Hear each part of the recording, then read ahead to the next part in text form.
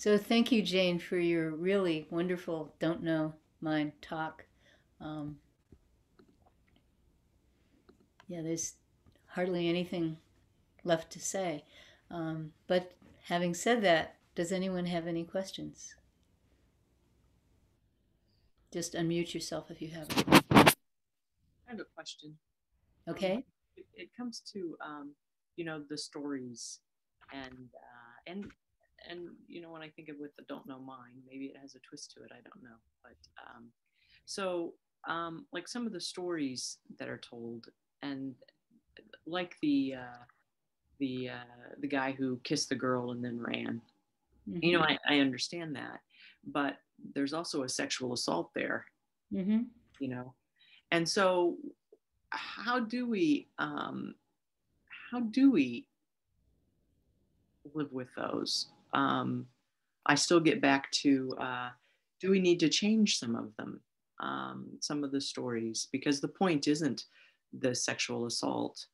It's it's a different point. So do we really need that detail? Can't we just get rid of that detail? Um, and I think of that words do matter. Words do matter. And if they didn't, then why would we have the paramita of you know right speech? How does that work? So so my question is, what do we do with those stories? How do we what do we do with them?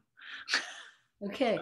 So, yeah, so what happened is last week, the person who was answering questions told a story about two very famous and important monks in Korea, Kyung Ho, who was the great reformer of Korean Buddhism, and this the story he comes out as somewhat sexist, but I should say that Kyung Ho actually he had a community of people, laymen, laywomen, monks, and nuns practicing together, which was completely revolutionary. So he was basically a good guy. But in this story, he's with his senior student Mangang, and Mangang is our great great grandfather and our great grandfather, and in this school, and Kyung Ho is his teacher, so our great great grandfather, and so they have to walk a long distance in a very short time to get to some temple before some time. They have to be there for a ceremony or something. And Mangang is very tired and he says, I can't go any further, let's slow down. And Kyung Ho runs into a field and he kisses some young girl, and then all the peasants are angry at them, so they have to run very fast and they get to the monastery in time. That's the story. And it is a little bit disturbing from a contemporary point of view, because we understand that women are human, and this is a form of sexual assault. And uh, Stan once pointed out in a Dharma talk, when after someone else told the story, he said, "What about this woman? She's young, she's pretty, she was shamed. It might have consequences for the rest of her life. So this is a very difficult situation." Um, when I was young, there was a comic on TV. I forget his name, and I'm probably the only one here old enough to remember who he was, remember his existence. And his shtick was pretending to be drunk, and everyone found this hilarious. And I remember as a kid, boy, it's so funny. Gosh, falling down, stuff like that. And everybody would find this absolutely hilarious. And then, people started realizing about drunk driving and Mothers Against Drunk Driving, and suddenly being drunk wasn't hilarious anymore. It was serious. And people, no longer found it funny, no longer found it amusing or tolerable. If your friend is drunk, you try to help them, you don't laugh at them. And I think it's a similar sea change, where we realize that these stories that we used to think were funny, or we used to think, we would focus on another point that they were making, because it's making a point that Mangang is complaining and he's overwhelmed with his tiredness, and maybe his feet hurt or his back hurt or something, and he's overwhelmed with his personal situation. And then suddenly there's an emergency, and boom, he forgets all of that. That's the point of that story. And that's a true point. We've all faced that kind of thing, where we're just overwhelmed by our personal discomfort, and then there's some kind of emergency, something happens, and then, we just completely flip out of that, and we're just, paying attention to what we have to do. So that's the point of the story. But meanwhile, there's this sort of collateral damage. And I think, for me, I don't find these things funny anymore. That's all I can say. There's another a very similar and wonderful story, and I still like this story, but I used to tell it as a joke, and now I don't tell it as a joke anymore. And this is we tell this story sometimes for precepts, and it's the story of this cute little demon who's like a servant to somebody, and he's kept under very tight control because after all he's a demon. But he cleans the house. He's sort of like a servant or maybe even like a slave, I don't know, but he cleans the house, and he does the cooking, and he does this and he does that, and he's the person who keeps everything going. And then finally the head of the household says, well, you're a very good demon, and so I'm going to be gone for a while, and I trust you. And then while the head of the household is gone, the demon the demon first he has some alcohol, so he's breaking the first precept of not drinking, not taking intoxicants to induce heedlessness. And then he sees this chicken, and one of the precepts is not to kill, but he's hungry, so he kills the chicken. He makes soup. And then the neighbor lady who owns the chicken comes in, and she says, what happened to my chicken? And he lies. He says, I don't know. And so that's breaking a precept. And then he rapes her. So he's breaking the precept about, not doing sex that hurts people. And then, so, you can tell the story where it's hilarious. Each thing he does, people laugh and laugh and laugh. But no, he raped somebody, you know?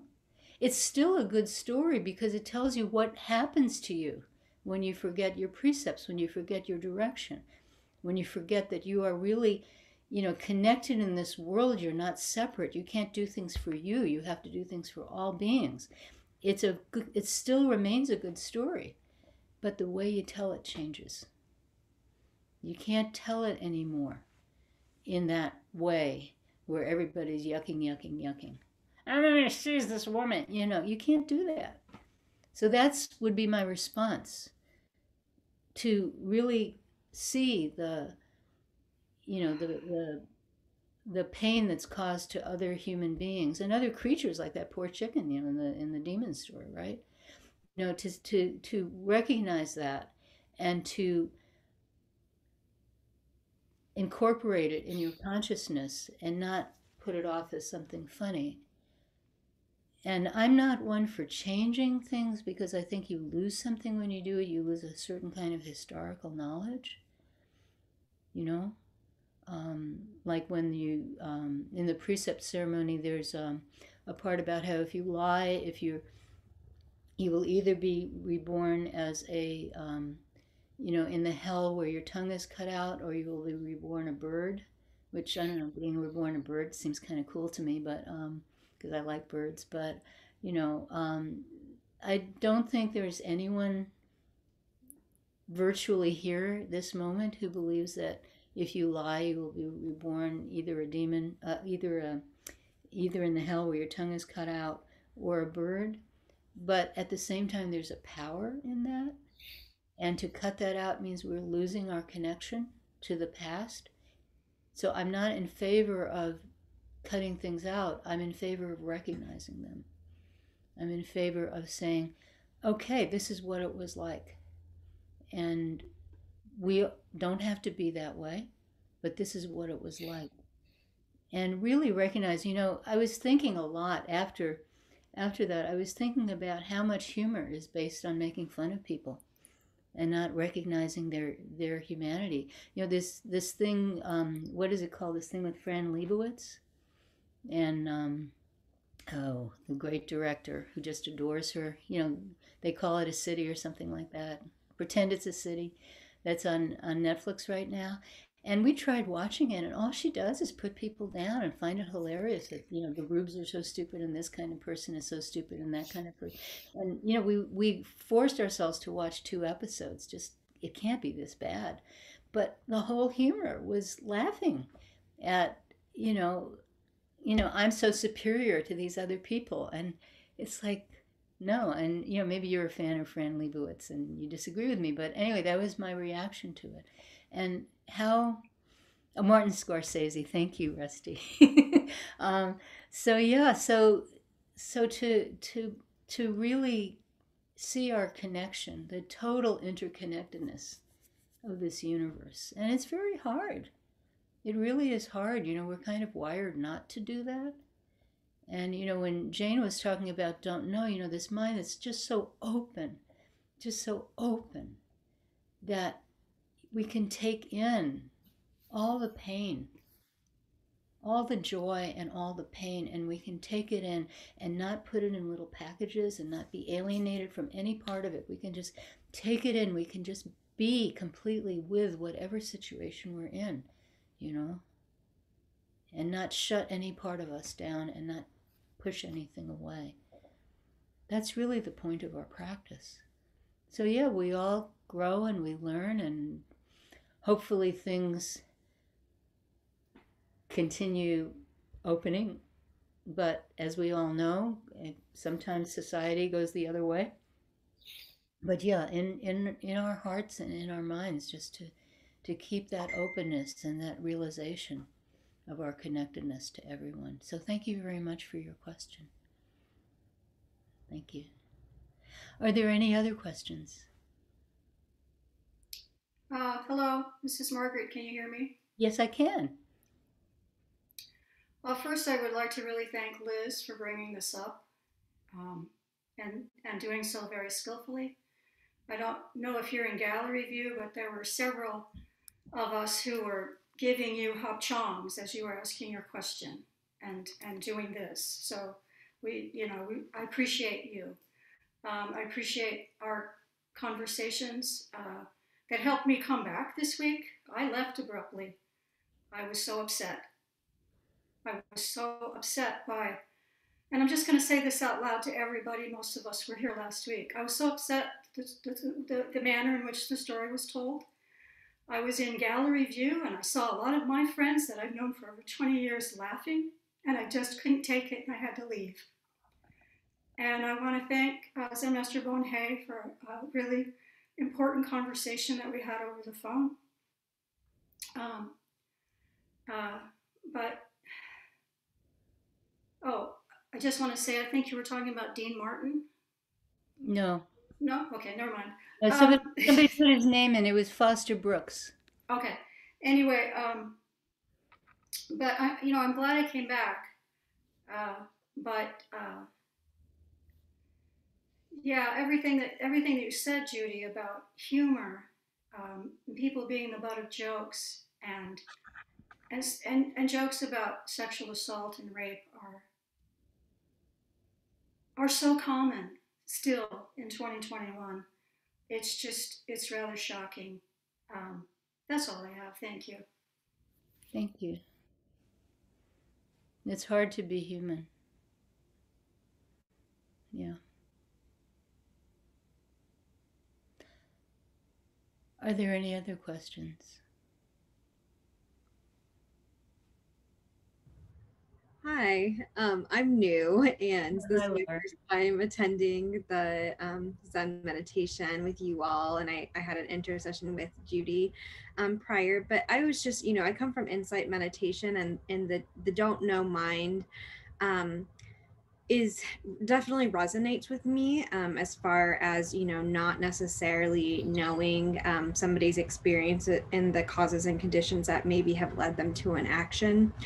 And I kind of had a moment today where, while we were talking about the don't know mind during the talk that Jane gave, where I recognized that we could think as we're dealing with others about how we don't know the causes and conditions that have led them somewhere, but then bringing it back to Jane's meditation about don't know, and then saying what's happening and don't know. I realized that the same might apply to myself whenever something arises. I don't know what cause and condition led to this experience. But then I was thinking, in insight meditation, you really do try to track the causes and conditions, where you're saying, this leads to this and this leads to this. and you can kind of see it happening as you're present with it. So I was curious if in Zen meditation, it's more like it doesn't matter that this cause or condition is happening, you just let it go and are present with whatever is there. Sort of. So that's a wonderful question, Laura, because it really points to the difference between Zen meditation and insight meditation. So in Zen, we are very aware. Well, in the Mahayana in general, we're very aware that mind makes everything, and the makes has this connotation of insubstantiality. So we often have these sort of stock phrases about, one of them is flowers in the sky. So flowers in the sky are if you have certain kinds of eye disease, like maybe cataracts, maybe I'm not sure what. If you look in the sky, you'll see shapes which your mind will make into flowers. But those flowers are not there. Your mind made them there. And the Diamond Sutra ends with things like a dream, like a bubble, So there's this sense of that, what you're calling causes and conditions are just things we make up. They're not really there. We're just making up a story. And Zen really points, it's funny because it uses stories. We don't spend a lot of time reading sutras, although we do. We spend a lot of time with these stories, these kongans. And but these stories are to cut through stories. So there's this wonderful poem in the Mumonkan, which is a collection of kongans. You might be more familiar. In America, they're usually called koans, which is the Japanese. We call them kongans. And one of the little stories is that a monk asked Joju, why did Bodhidharma come to China? So Bodhidharma traditionally is or legendarily, mythologically, is the monk from India who brought Zen to China. So why did Bodhidharma come to China? And the great master Joju doesn't say, oh, to bring Zen. What he says is the cypress tree in the garden, or the oak tree in the front yard. Translations differ. So he doesn't say anything about Bodhidharma, he doesn't say anything about China, he doesn't say anything about Zen. He says the cypress tree in the garden. And then in an interview, in a Kongan interview, might be asked, what does this mean? And then you have to come up with something. So that's the Kongan part. And then there's commentaries on the Kongans, and then there's this wonderful poem that the monk Mumon, who compiled the Mumonkan, made. Words cannot show truth. Speech cannot point into nature. One who holds words is dead. One who attaches to sentences is lost. So that's really interesting. Words cannot show truth. Speech cannot point into nature. One who holds words is dead. One who attaches to sentences is lost. So this is this real awareness of the sort of provisional, false nature of all of our theories, all of our opinions, So Zen meditation is pointing to that. Zen practice is pointing to that. And this don't know means you've pierced through that. You're not fooled by it anymore. We have to use it. It's not like we become stupid. There's this wonderful thing where Joju, before he was a teacher, asked his teacher, what is, I was just using this Kongan yesterday, what is it? Oh God, now I've forgotten it. Let me grab it. Hold on a second. I've got it right here. Yeah. What is the path?